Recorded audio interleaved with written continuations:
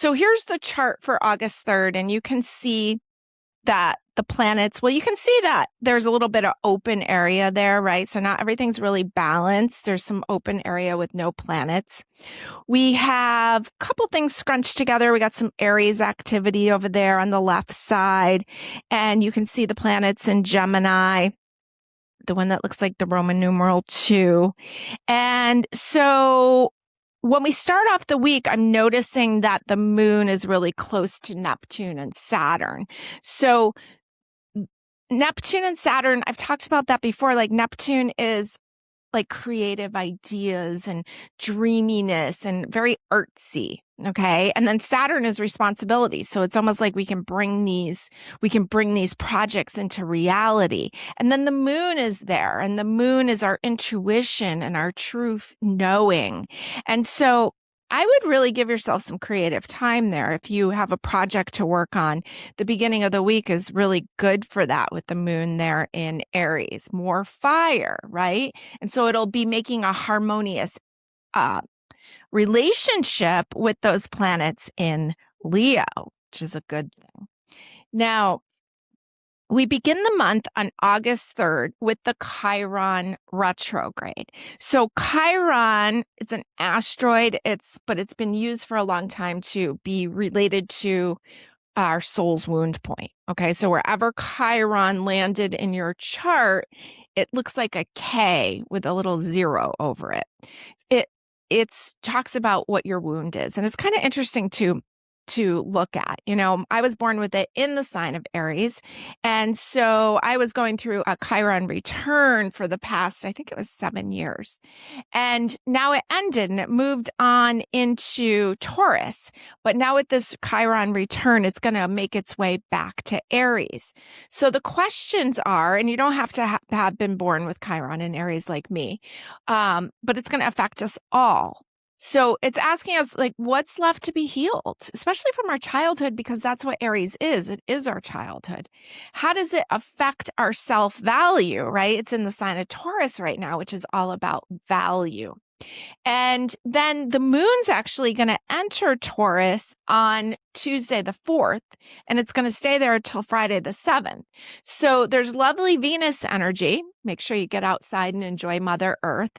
But there's going to be these themes of Chiron. So from August to January, we're going to be kind of reflecting on our identity, our value, who are we now, what's important now, and a little bit about themes of like loving ourselves, right? All of us who have been having the Chiron return, it takes about 50 years to have a Chiron return.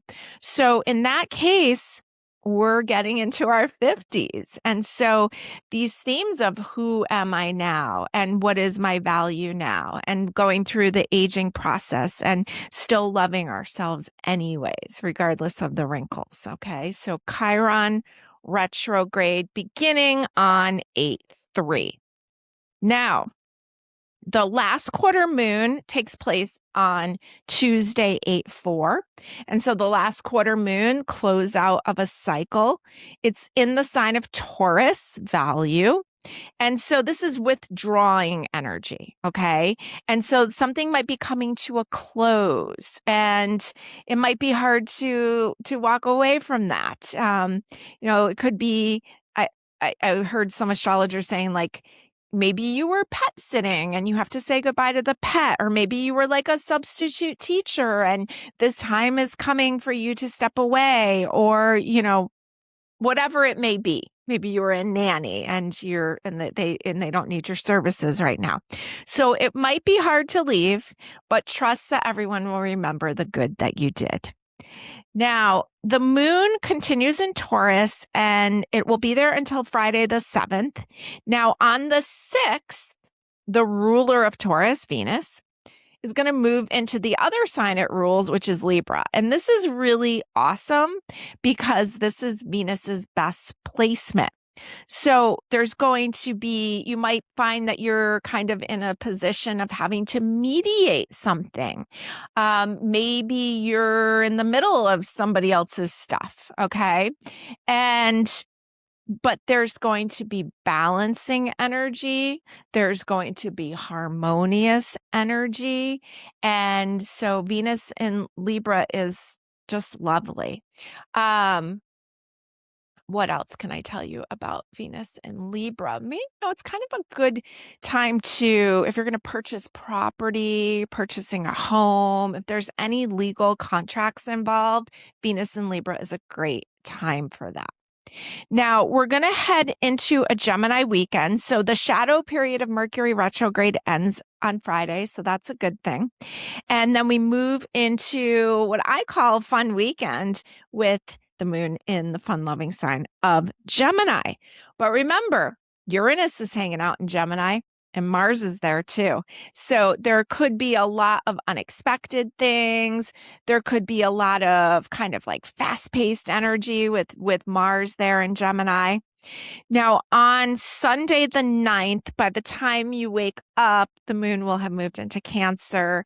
So that might be a good morning to sleep in or just kind of enjoy your home because that's what Cancer rules.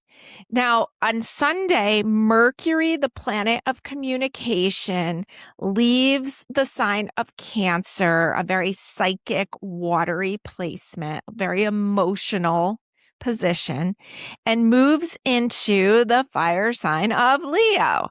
And so this is a great time to be true to yourself and speak from your heart.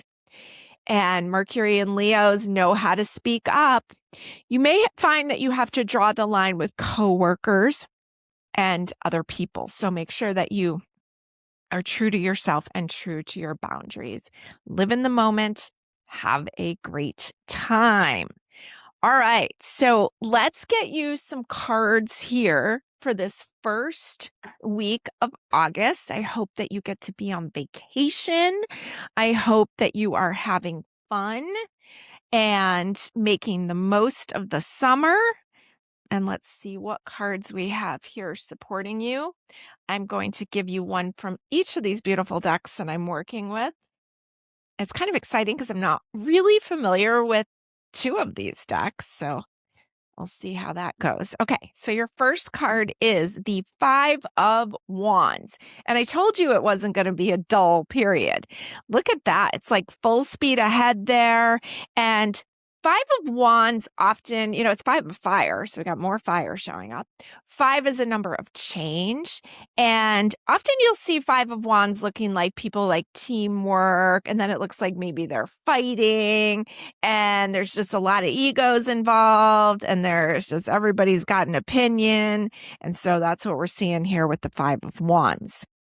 Now, your second card is the High Priestess. So much calmer, much more watery energy. I love this cat. She's so pretty.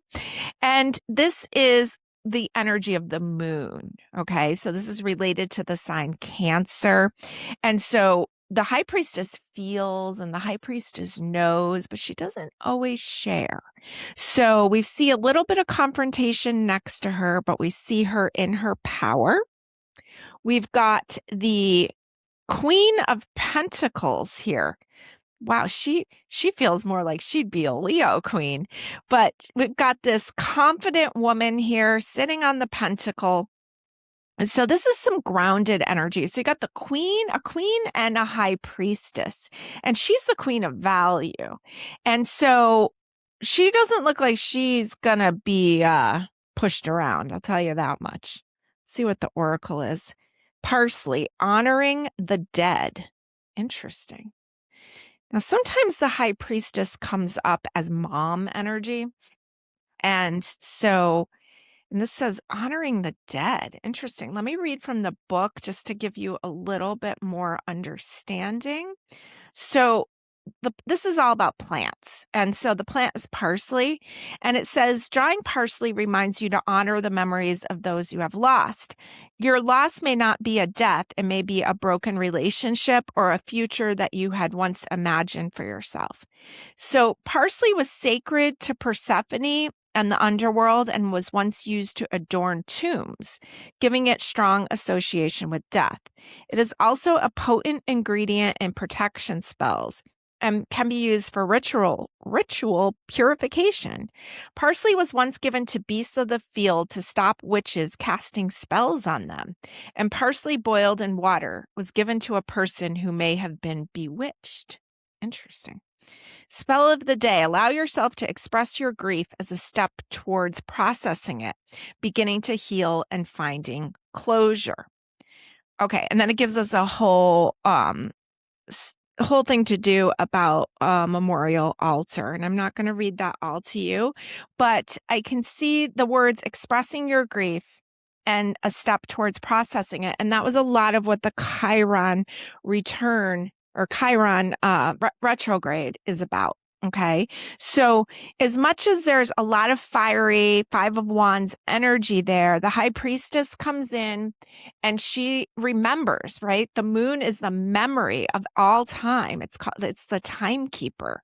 So there's the memory here. There's grounded energy of the Queen of Pentacles, and it wants you to honor. And I kind of think it's honoring your mother, whether she be on this side or the other side, honoring your value, honoring the mothers before you, and not letting yourself get into it with people because it's just too damn easy with all this Leo energy.